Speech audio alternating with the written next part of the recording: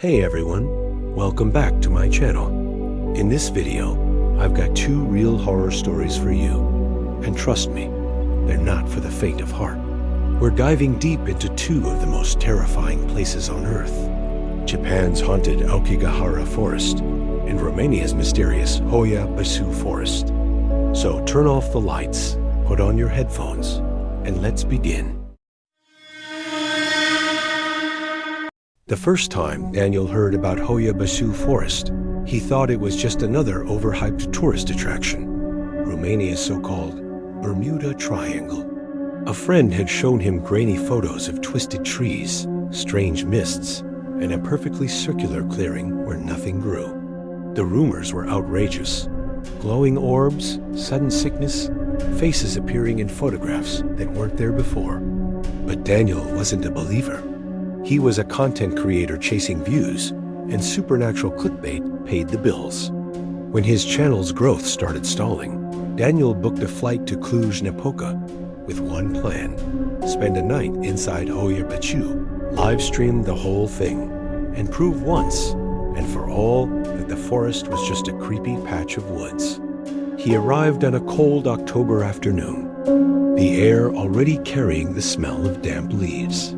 His driver, an old man with deep wrinkles and eyes that never stopped moving, refused to take him directly to the forest entrance.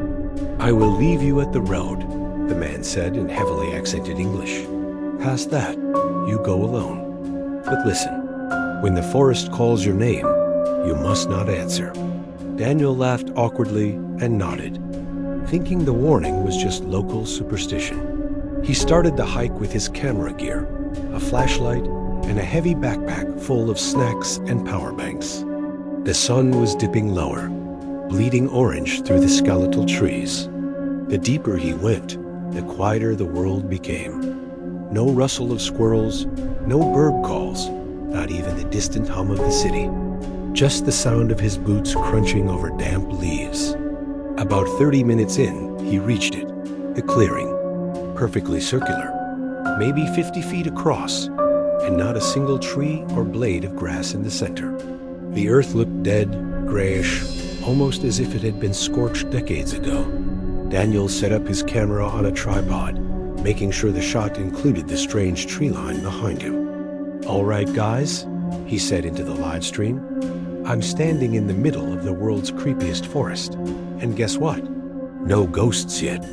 The chat was filling with laughing emojis and dares. Stay the night, turn off the flashlight, call out to the spirits. Daniel grinned and played along.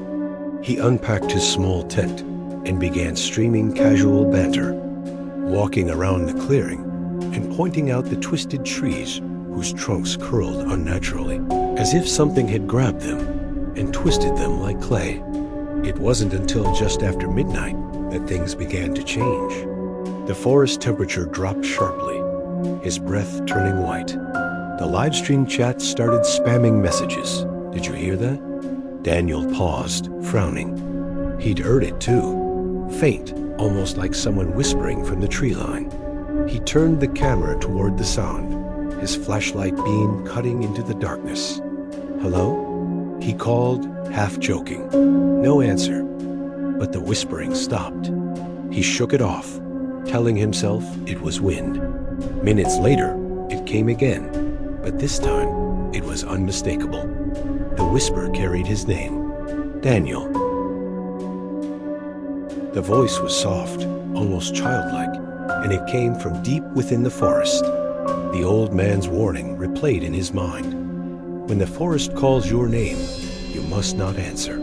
He forced a laugh into the camera, pretending it was all just to spook the viewers. "Nice try, guys. Whoever's hiding out there, you're not gonna scare me." But his chest was tightening. Then the voice came again, louder, clearer, from a different direction. "Daniel, come here." The flashlight flickered, and the live stream chat went insane. Viewers claiming they could see shadows darting between the trees.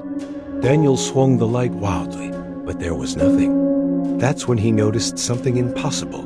The tree line around the clearing had shifted.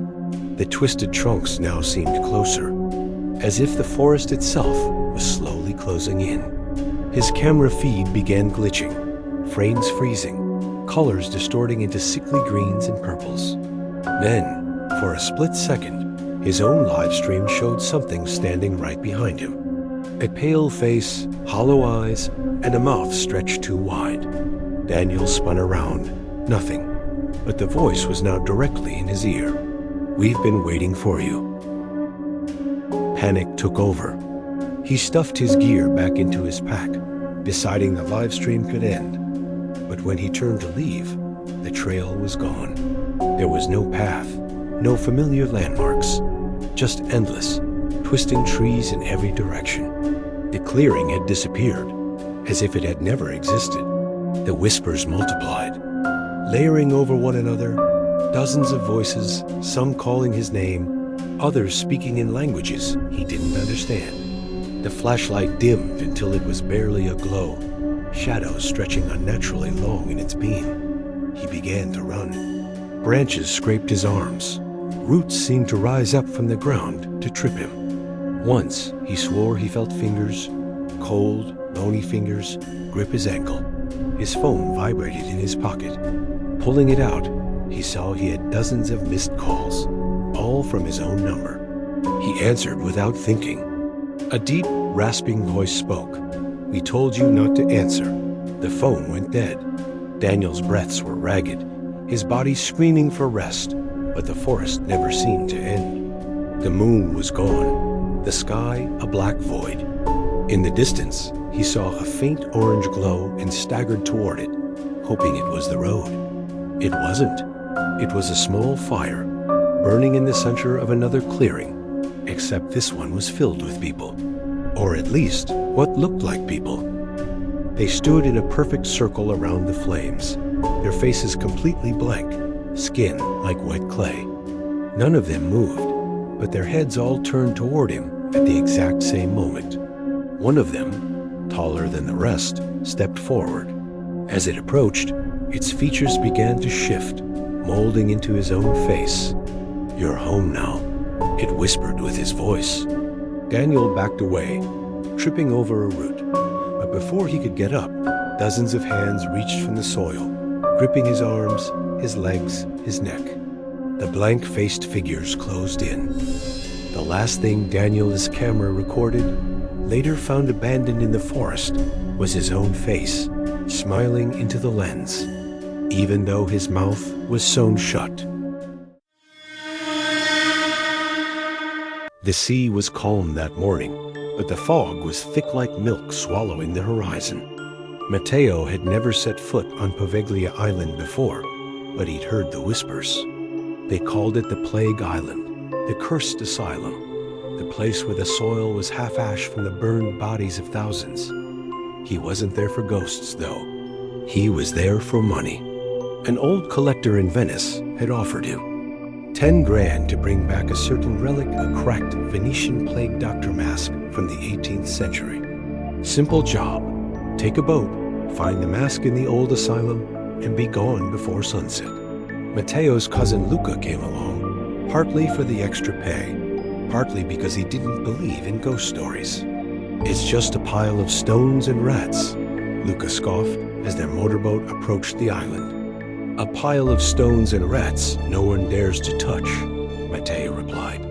The engine slowed as they reached the dock, a rotting pier overrun with weeds. The air felt heavier here, thick in their lungs, like breathing through a wet rag.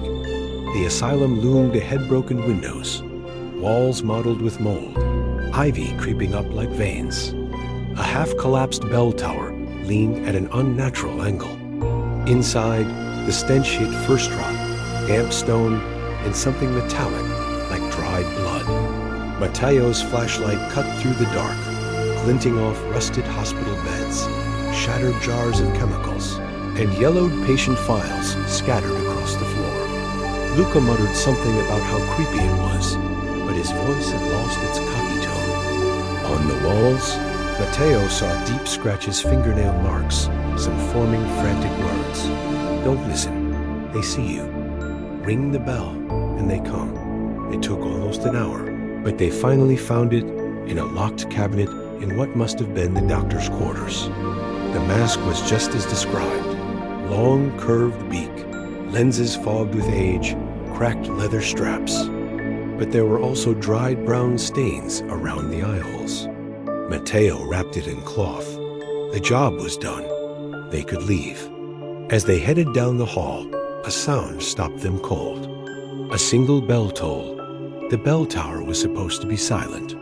The rope had been cut decades ago, yet the deep, slow sound rolled through the asylum. Before Luca could explain it away, Matteo saw something at the end of the hallway, a shadow, tall and thin, its head tilted like it was studying them. It didn't move, but Matteo's flashlight flickered, and when the beam returned, the hallway was empty. They pushed forward, but the asylum seemed to breathe around them, the air thickening. When they reached the patient ward they'd passed earlier, the place had changed.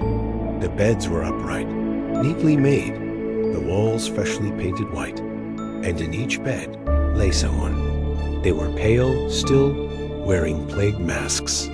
One slowly turned its head toward Matteo. The sound it made wasn't a breathing. It was the dry rasp of air passing through an empty beak.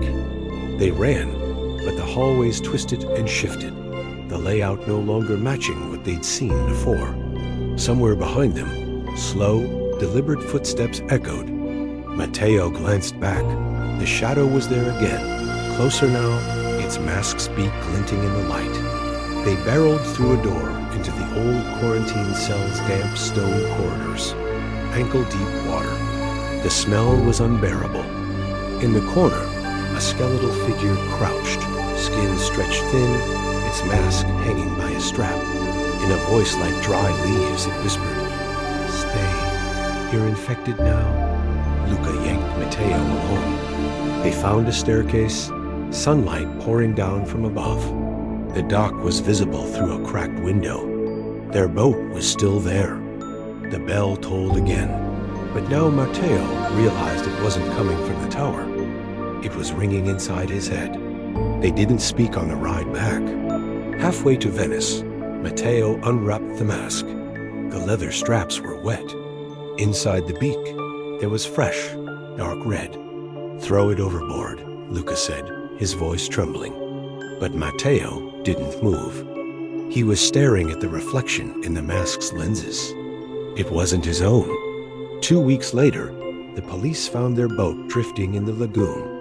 No sign of Matteo or Luca, just the mask, sitting neatly in the center, dripping with seawater. That night, the bell on Poveglia Island rang again.